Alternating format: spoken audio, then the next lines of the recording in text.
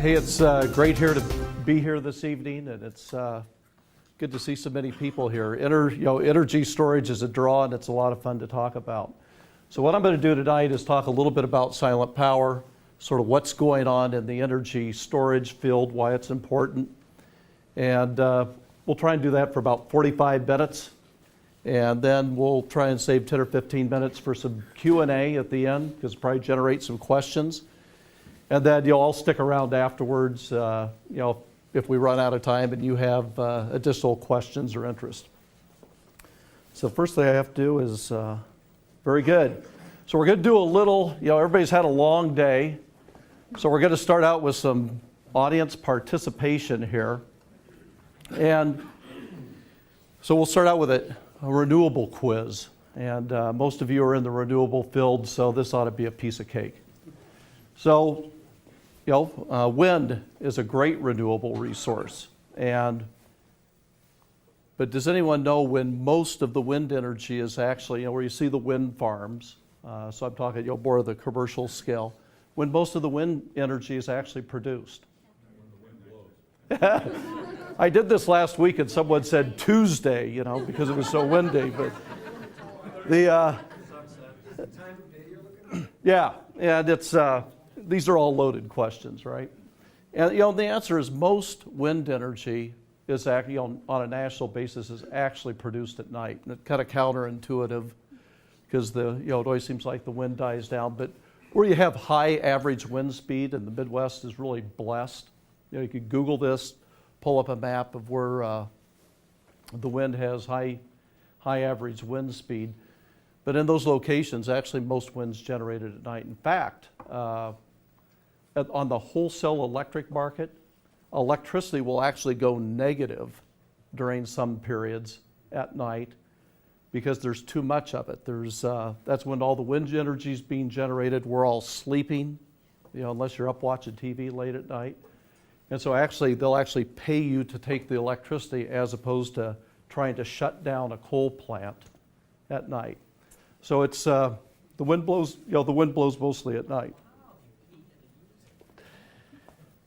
Solar production. Now this, I know a lot of people are in the solar business.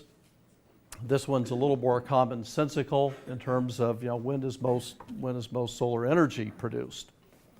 And of course, that's an easier one. It's, when the sun's highest in the sky, so that, that it peaks out around noon. And, generally speaking, most of that happens between 9 to 2 or 9 to 3, and then it tails off during the day. And then the next is, in terms of our nation's grid, how many people here know when our peak demand on most utility grids occur? Somebody said 5 p.m. Maybe with a utility background. But actually that's pretty close. On a national basis, 4 to 7 is typically, and a lot of that's driven by some businesses are still in operation, but everybody goes home. You're running the oven, maybe turning the air conditioner down. But almost all utilities, or at least certainly on a national average, that's actually when we need the electricity. So you can see that there's renewables great. I can't think of a better goal for our country to be energy independent, through renewable. But we do have a little bit of a mismatch in terms of when we use energy and when renewable creates energy. And of course, if you look at hydro and some of those, that's a little more steady state. And then the third piece is, Minnesota has an RPS standard, and most of you would be familiar with that. How many other states in the U.S.? 14? Any other? I don't have any prizes, but you're welcome to give me another answer. 25? That's closer. Actually, it's 29. So if you actually go to the Desire website, which some of you would be familiar with, and this is data's probably a month old, you can see that a lot of states have a renewable portfolio standard. And of course, that just requires that a state produce a certain percentage of their total energy through renewable means by a certain point in time. And so, if you look at some states like California, a lot of trends begin in California. That's 33% by 2020. And, that state alone, a seventh of our, of the U.S. population actually lives in California. So what a lot of people are very concerned about, we talk about the Department of Energy, every major utility probably has someone looking at this. As renewables, and it hasn't been a big issue, right? The fact that, the utilities need more electricity in the late afternoon. As long as renewables stay a small percentage of our overall electricity, that's not a big deal. We can deal with that. But as that continues to grow, and you can see a lot of states are requiring that by law, which is a good thing. The utilities are all wondering how they deal with this, and so is the Department of Energy. And actually, more and more people, this is something you almost never heard about 2 or 3 years ago, but there was actually a series of this on NPR, I think a month or 2 ago. So if you start looking at the papers, you'll begin to read more and more about energy storage. A little bit about Silent Power, and the company was founded 5+ years ago. The founder, Doug Hamilton, which I know a number of you probably know, actually had this dream of building fuel cells. And in that process, he really couldn't find an inverter he liked to put with the fuel cell. And so he invented one of those too. And eventually he kind of gave up on the fuel cell concept, but there are a number of those commercially available by Bloom Energy and Clear Edge, a number of companies now. But he went ahead and completed the inverter design. And the original inverter's an off-grid inverter. Daryl and others have operated the unit. It's commercially available and been through UL. In June of 2008, our current CEO, whose name is Todd Headley, came out of the utility industry. So he was with a company that grew to be about $100 million that focused on reading power meters over the power line instead of dispatching someone and have them read it.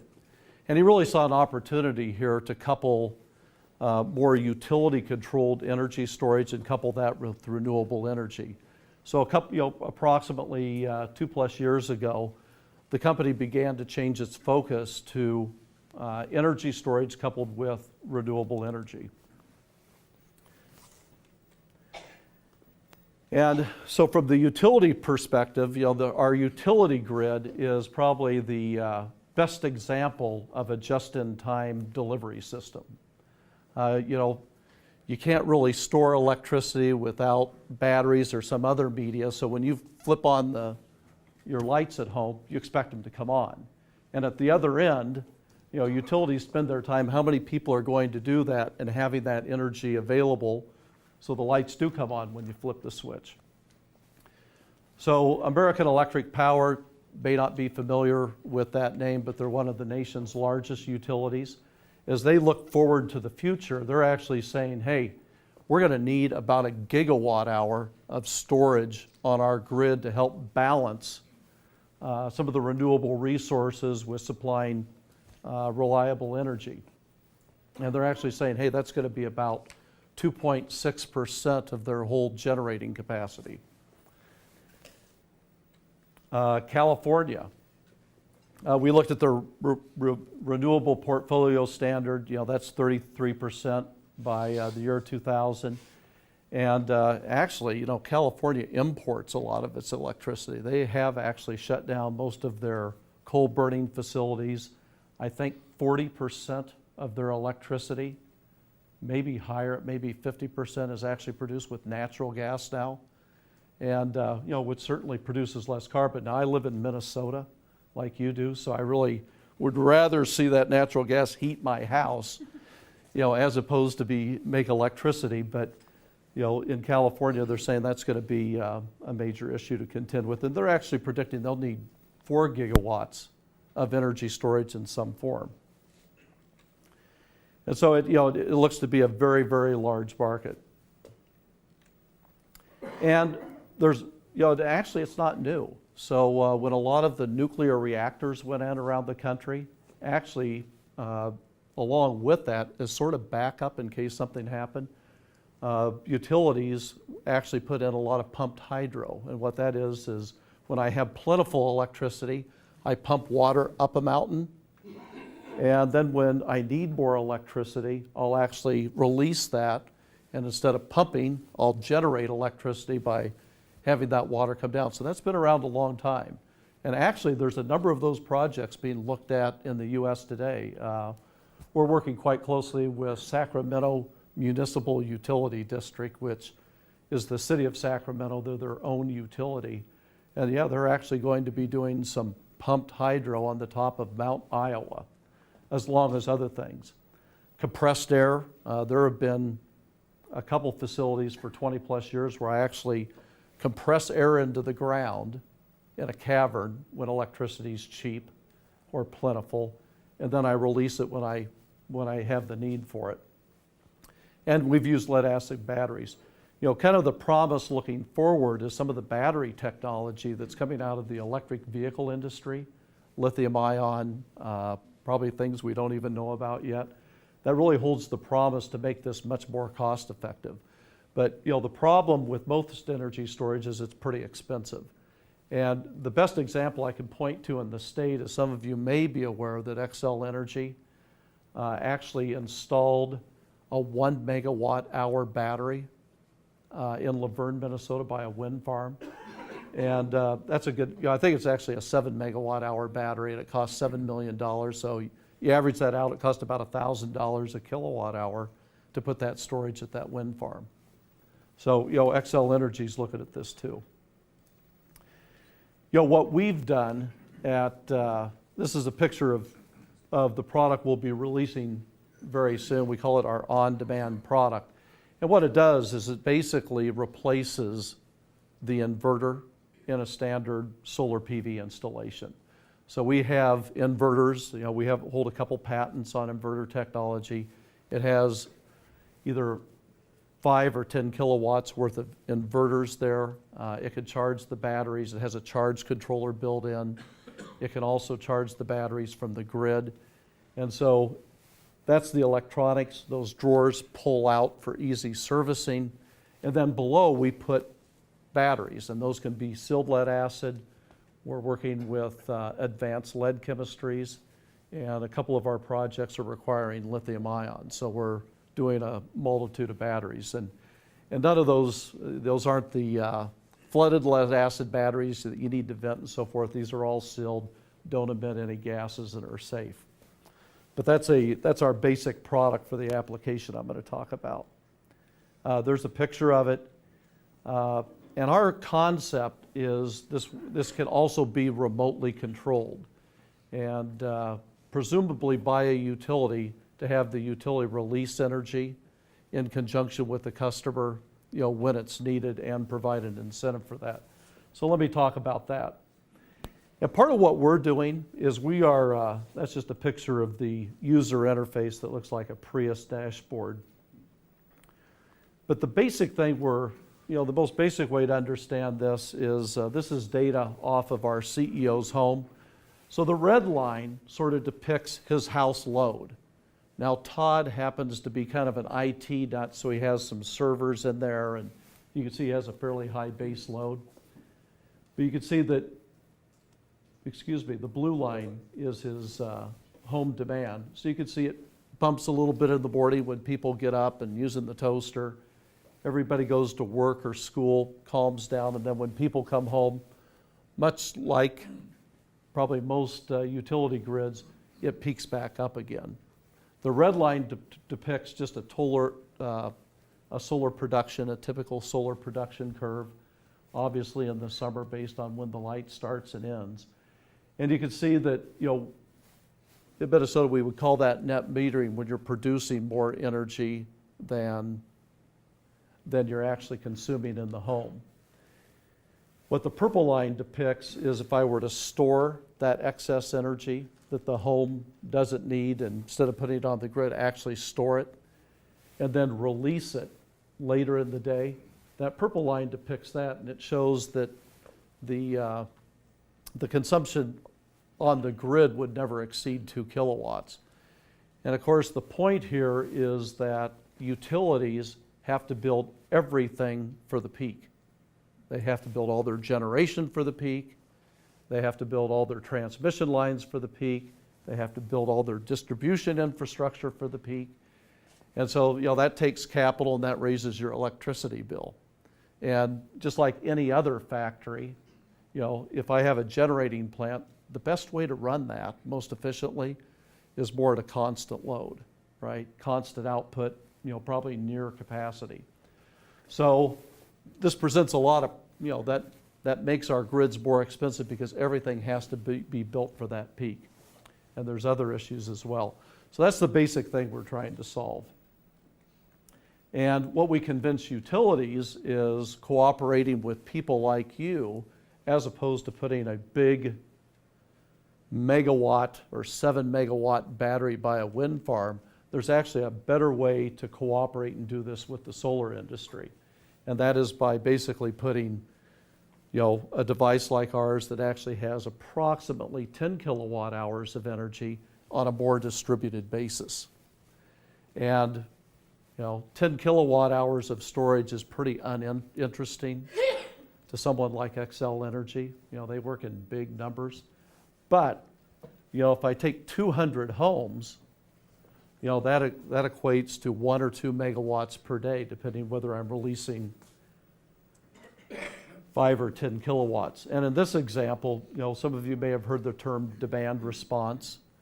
When they hit some of these peak areas, rather than firing up another turbine, they could actually release energy from this device back onto the grid to help lower that peak and to do that with actually stored renewable energy. And this is sort of how it works, some of the economics of this and why we promote it. So I'm just showing a typical solar application. You got the panels on the roof.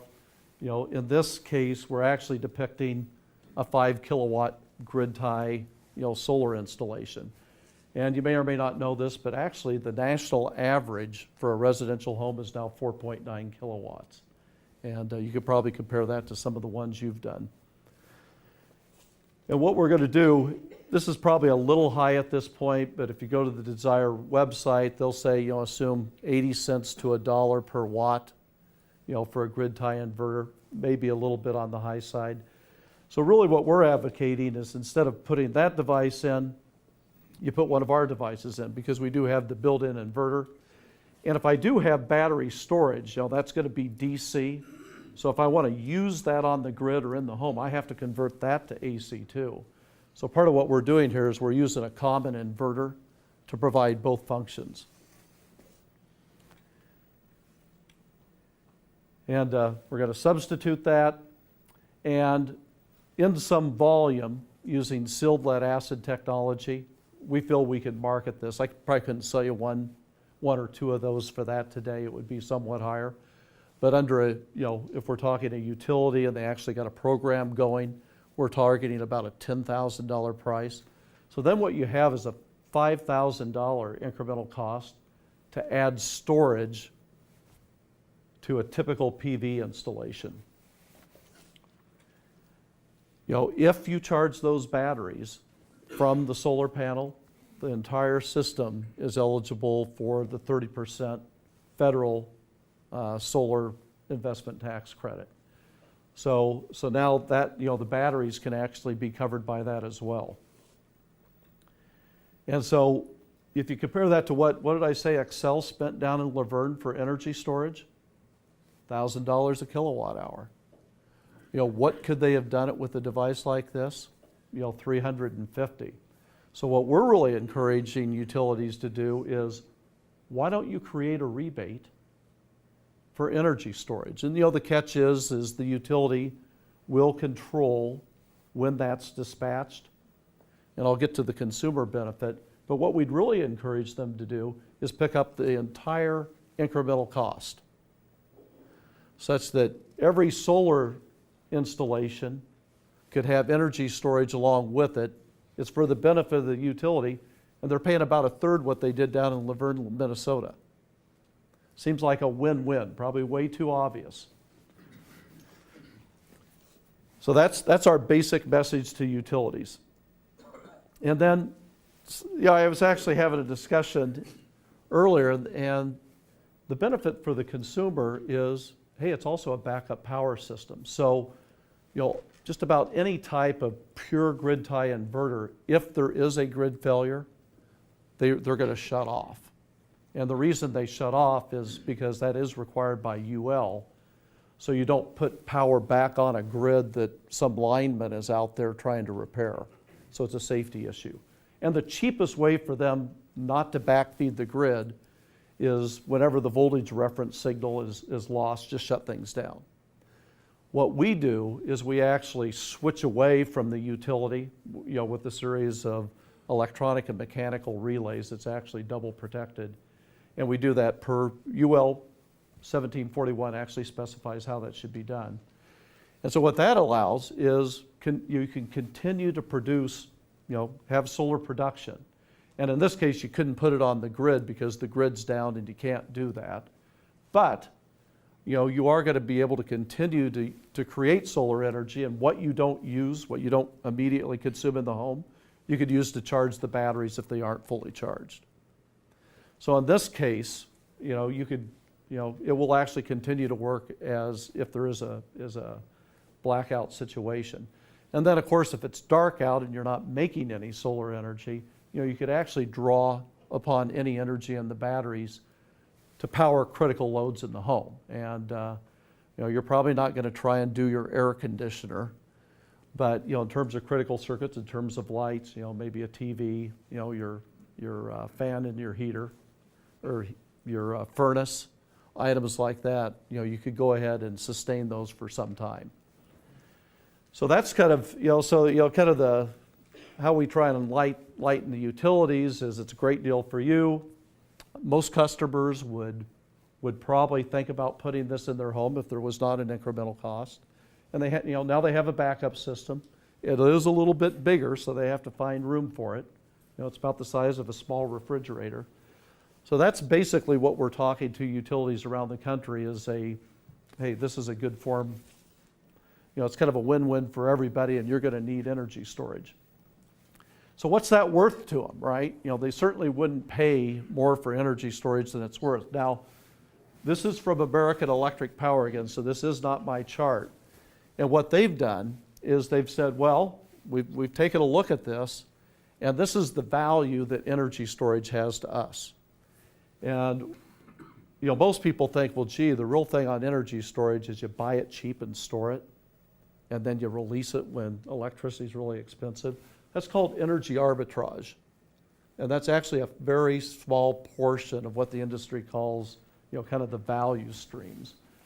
But it's other things in terms of, hey, I may not generation capacity. I may not have to go buy that next gas turbine or build that next coal plant. Those are expensive. Frequency regulation and other ancillary values. We don't have to get into that, but the utilities have to maintain 60 hertz, and they add power and subtract power from their grid to do that very rapidly, so it is always a 60 hertz sine wave. Distribution capital deferral. What that means, if I don't have to build the grid for that peak all the time, I can spend less capital. So that's what that means. Firming and shifting renewables.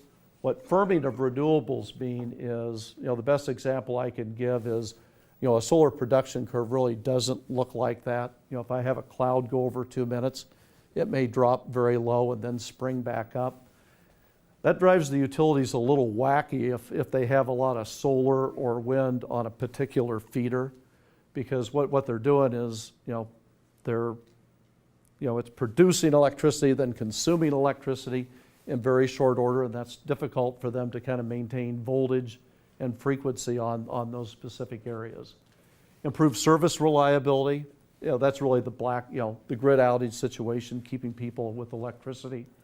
And then dynamic bar support, and that's what they're doing is adjusting imaginary power.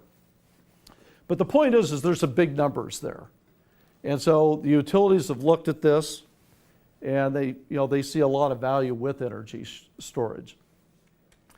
And then this is another AP slide, and really what they're saying is there's actually more value to putting that storage closer to the customer.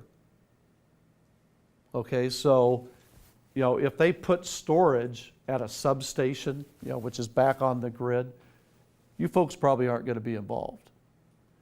If the further they push it out towards the meter, what we actually advocate is they need to put it on the customer side of the meter.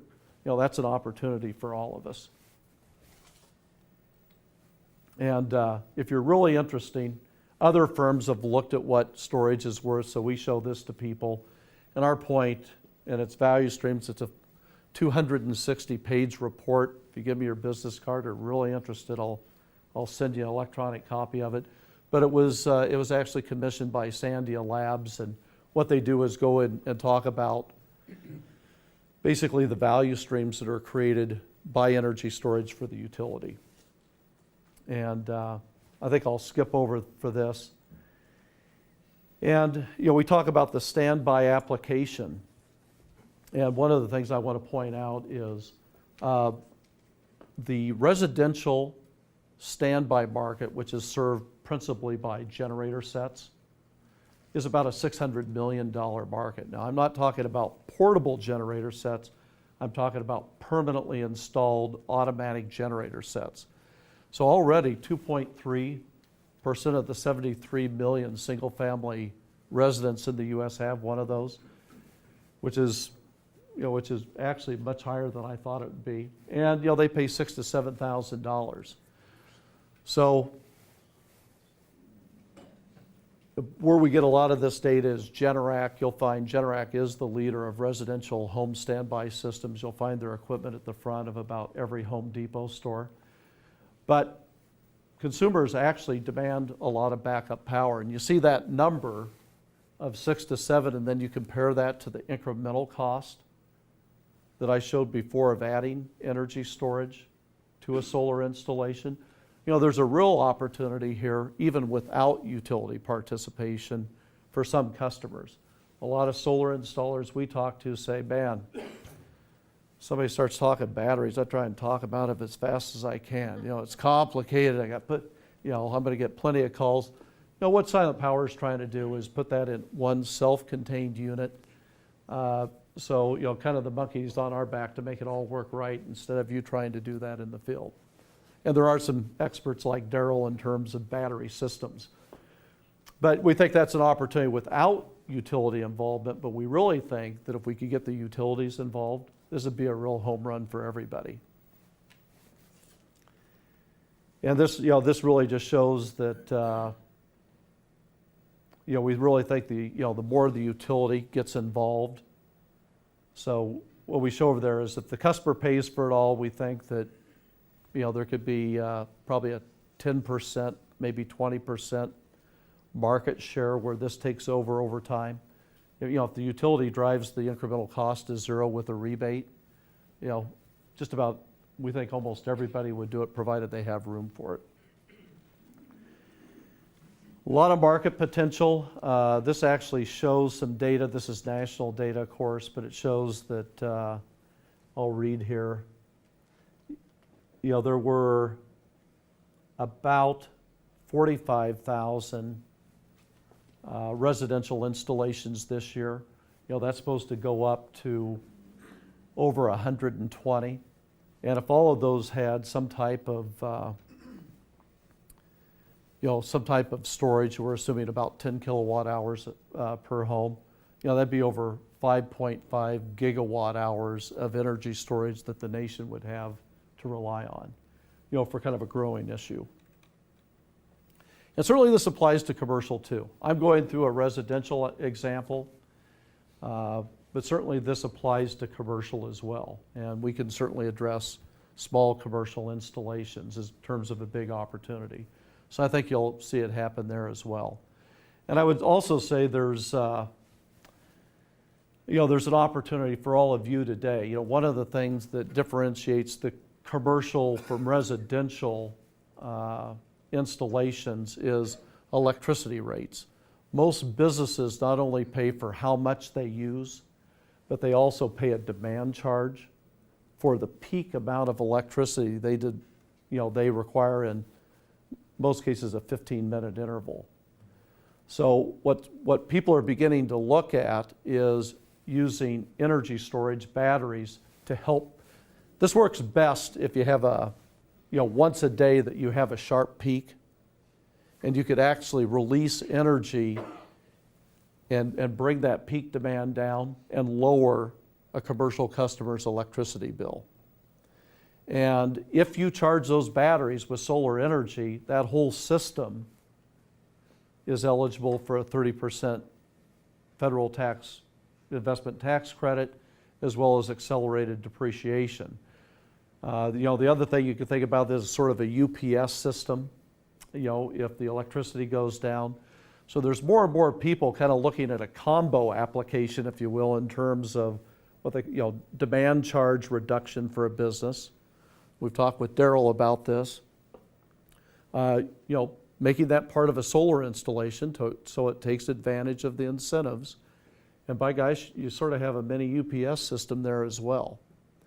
And so, if you do solar installations and haven't looked at that, it's worth looking at. And it's not going to work for every business. I mean, if someone has a fairly constant electricity usage, it probably doesn't make sense to try and bring that down because you'd have to release so much energy. But if it's fairly spiky, it's a great application for this. And so that's something else that we can address. Our maximum output is 10 kilowatts. We have installations where we're doing a number of units, so we can help address those installations as well. I want to talk a little bit of what's happening in the regulatory area and in terms of energy storage. Do a quick check on time. And there's a lot beginning to happen here. So there was legislation that was actually introduced this year by Wyman of Oregon. And it was introduced, not much has happened with that, with the midterm elections. But actually what it did is it really suggested creating an investment tax credit for storage. So you could sort of get that today if you combine it with solar. But this legislation would, it's almost just like the solar investment tax credit. You could get a 30% credit just if you put some type of energy storage in.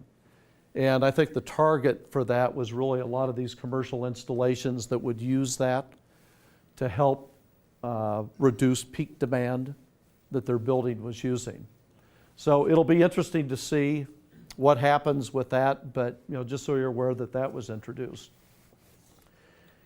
And then in California, there's a lot going on. And what we see happening is just like we have an RPS standard for solar energy, we begin to see that happening for energy storage. And I've actually talked to a number of public utility commissions, Colorado, California, New Jersey, Minnesota. And actually, the people on the PUC I've talked to sort of understand this issue. But in California, they actually passed a bill. It's 2514. That did pass. And it was originally proposed, the way it was originally proposed was, hey, by 2014, 2.25% of utilities, of their total electricity production, you'd have to have that in energy storage. And then that would rise, just as renewables are rising, that would rise up to 5% of their peak demand by 2020.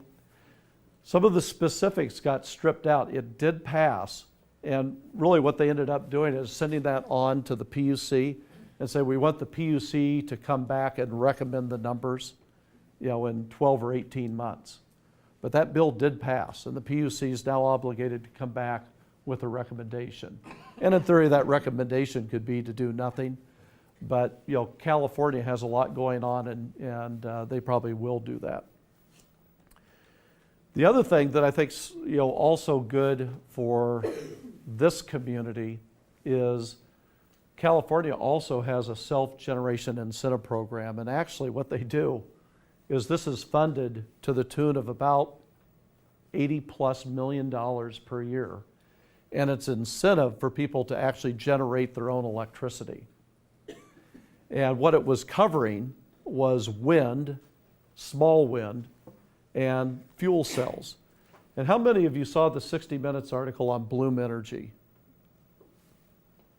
So that's why Bloom Energy, the way this is working now, Bloom Energy gets a $4.50 per watt rebate for fuel cells.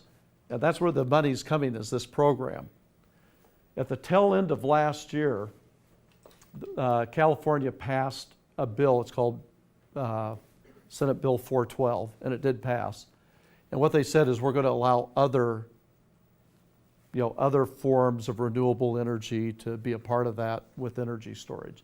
So what's happening is now the PUC is coming out with their recommendations.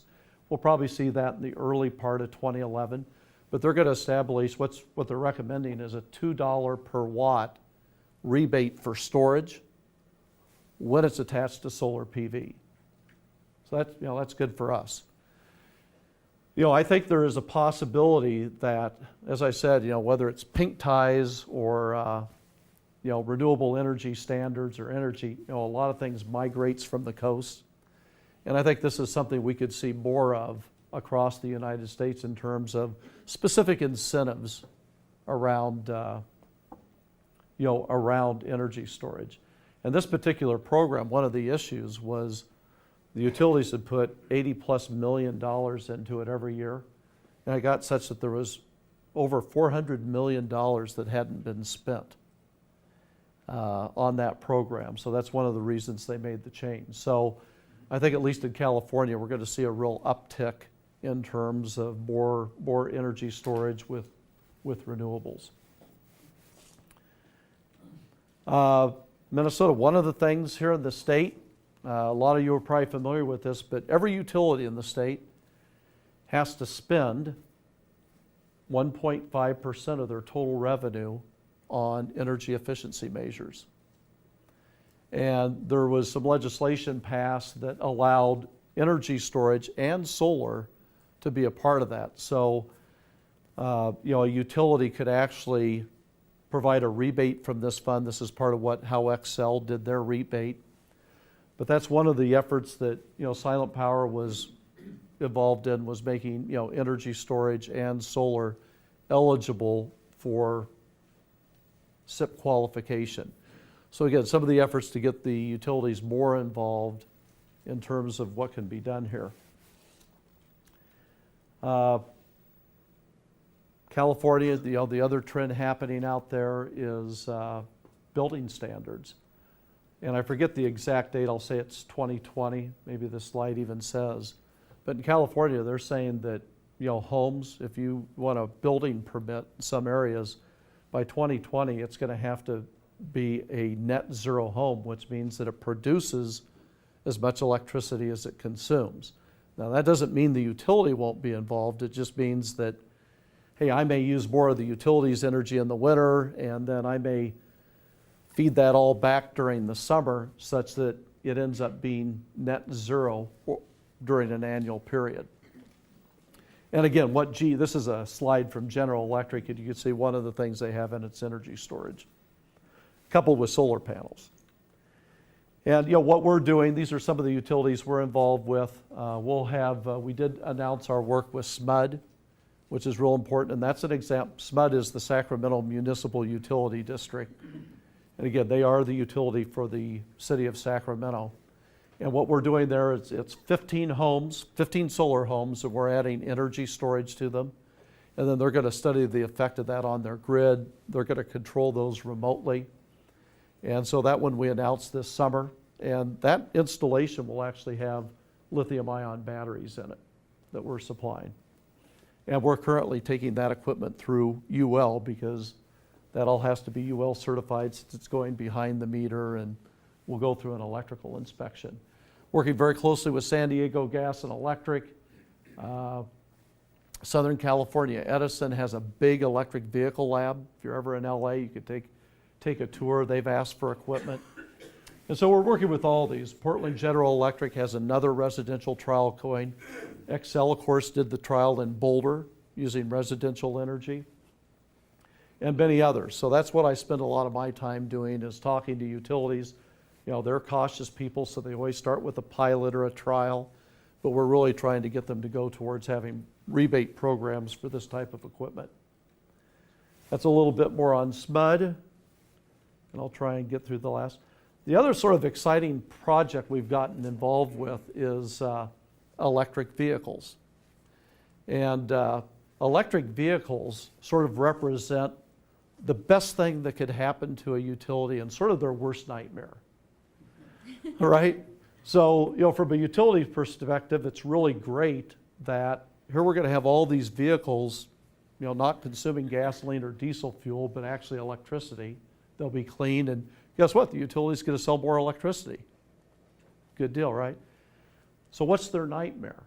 Okay, so, you know, when do I come home at night, right? You know, I actually get home past 8, but most people get home around, you know, let's say 5 to 7 at night. They pull into their garage, they better fill up the tank, right, with electricity. They plug it in.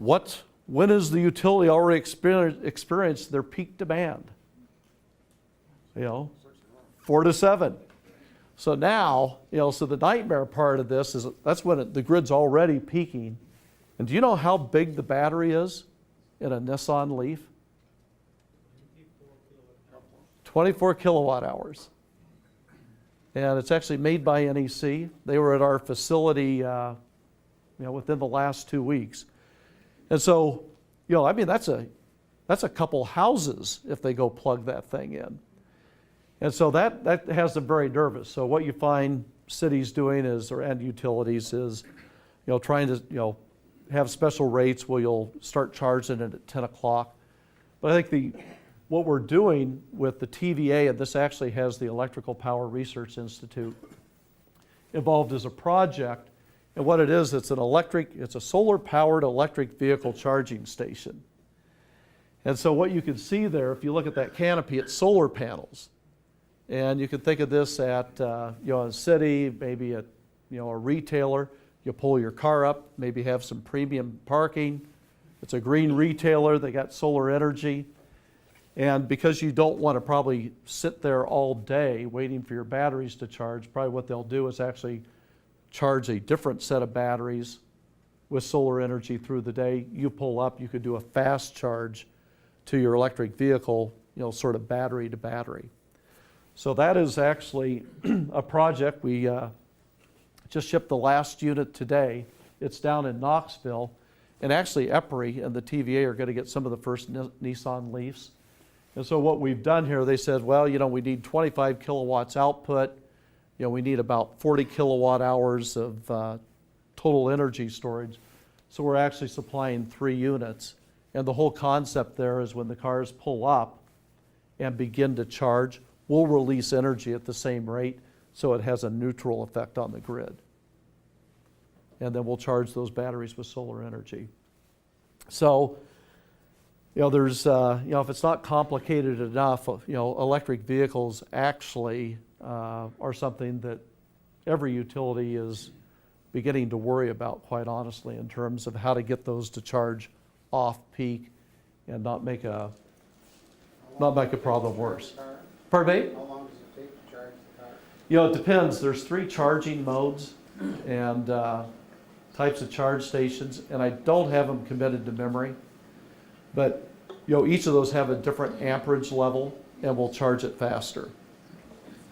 Most common charging speed is 3.3 kilowatt charge. Is the charge rate. Yeah, 3.3 kilowatts. So then, counting from that, if you have 24 kilowatt hour battery and you have used 60% of it, it's pretty easy to do the math after that. Yeah, a few hours. Yeah. And, you know, at that, I think I'll just stop there, just open it up to questions. We have about 10 minutes, and I'll let you fire away. Now, what is the life expectancy and the lifetime return on investment? For the system. Yes. So in terms of the life expectancy, on our equipment, we're designing the electronics, power electronics, for about a 15-year life, okay? the battery is going to be pretty dependent on how much you cycle it. And every battery, if you don't know this, every battery, every time you put a kilowatt hour in and take a kilowatt hour, you use up part of that battery. And it really doesn't matter what kind of battery is, to some degree that's true. There's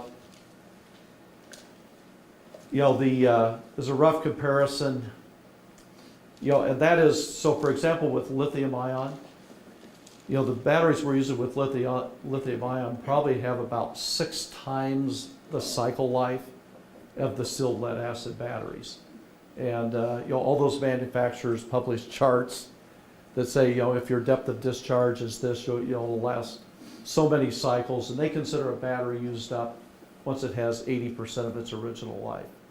The ROI is really going to be very dependent on, if it's a commercial application, how their demand rates are working and all that.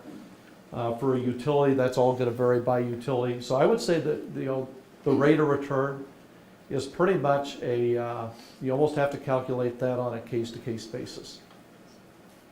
There was some noise about a year or two back about lead carbon batteries with a terminal partly or entirely replaced with carbon. Did you folks take a look into that? The advanced lead battery that we're working with, and we don't make batteries, so we talk to people who do. But yeah, we are using one that's is graphite based, and typically I think they still have lead, but it also has it has carbon in that as well for better cycle life. Yeah, so some of the early claims were that some of these batteries might actually have cycle life as good as lithium ion. And I think that's probably possible, and I think that's what we tell people is we're going to do a number of different chemistries and take them through UL, because we're not sure who the eventual winner is going to be either. And we've talked to Kleiner Perkins, which is a big VC firm in Silicon Valley, and we were talking to them, and they says, yeah, we've invested in a battery company that hasn't even talked about what they're doing and is going to make lithium ion look bad. But I think the thing is the whole battery chemistry area there's a lot of money going into that in terms of investment, and it's one where I think we're going to see a lot of improvements through time. And so I think that will continue to get better and better. Now we'll go over here. What are your time frame projections on UL certification? With this particular device, we hope to be through the UL process by January. And sort of how that works, just to bore you, is we'll be taking that through with sealed lead acid batteries and then advanced lead batteries, carbon lead if you will.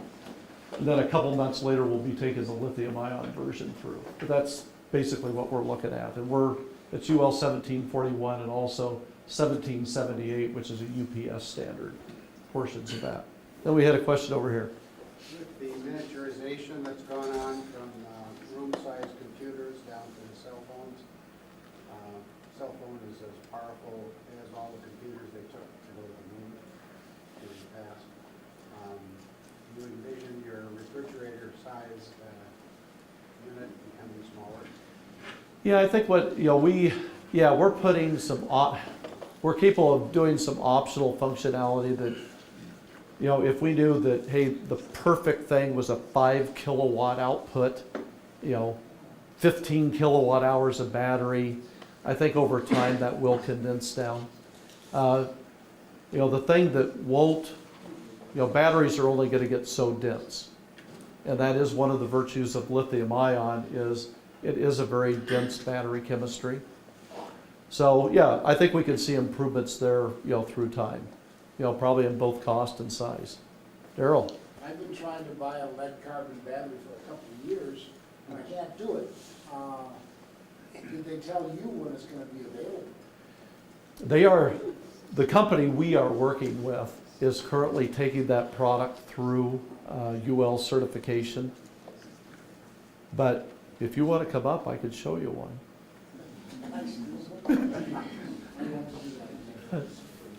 Are your systems designed for particular batteries? In other words, do you have to buy it with just a particular battery bank in it, or can you supply the battery bank yourself? You know, I think that, you know, if it's a sealed lead acid battery, I think you could put any, I'd have to check on this because it's going in the cabinet, but I think you could put any UL recognized battery in there. When it comes to advanced lead or lithium ion, those are going to be very specific. And the other thing you find is both of those types of batteries have very unique charging algorithms. And, you know, the batteries we put in, even if they're still lead acid, have ways they like to be charged best. So that's part of what we, you know, that's part of what we worry about in our system. So you don't have to, is we've pretty much taken care of all that. So you'll supply the batteries? In most cases, we're going to be supplying the batteries just because we've kind of optimized Right. the charging That's algorithm right. or whatever. And in some cases, we'll have to, like on lithium ion. Do you expect to be available for market this spring? Yeah, Retail store near you? you know, you know, we see all of you as a very important market. I mean, again, our goal is, you know, our home run is to get people like Excel. And actually, we are already working with some electric co-ops in the state on programs. But, you know, our goal is to establish rebate programs such that this is, you know, this is going to be a real, you know, hopefully so very little cost or no cost add to an installation. You probably still have some customers that ask you, well, you know, do you have backup you can offer? So we still see that as an important market, you know, till we get all those utilities participating. So yeah, absolutely. And we, you know, right now we're just sort of planning to do, you know, direct to installers, you know, who are interested in the product. Another question. How long do you expect a 30% tax credit to last? You know, that, when that went through, which was at the tail end of '08, right? It was for 8 years. So that's, you know, 2016. Is that for solar also? Yeah. and you know, even with changes in Congress and so forth, I think almost everyone feels that is here to stay. Another question? I guess you partly answered part of it, a two-part question. Your distribution method would be distributor or to dealer, and the second part is your production capacity. The first thing is, you know, I think at least starting, you know, we are just going to be direct to the installer, you know, especially here in our home state. And, you know, and to be honest with you, we aren't really talking to many installers around the country yet, right? So, you know, that's one of the reasons I decided to come down is, you know, there is an opportunity that isn't that far away. Most of our time's with the utilities at this point. In terms of production, you know, just like Cisco outsources all of their printed circuit boards to be built by, you know, a contract manufacturer, we've done those selections too. So it's all our designs, but we don't stuff our own printed circuit boards. So we have went through a pretty rigorous process to get subcontractors that, you know, can scale up as quickly as we can. And, you know, obviously there's sheet metal involved, so we don't bend sheet metal either. We have contract manufacturers that do that for us.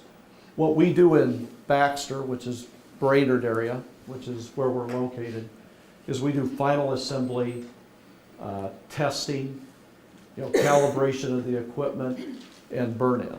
So we're really kind of doing the final step of that process.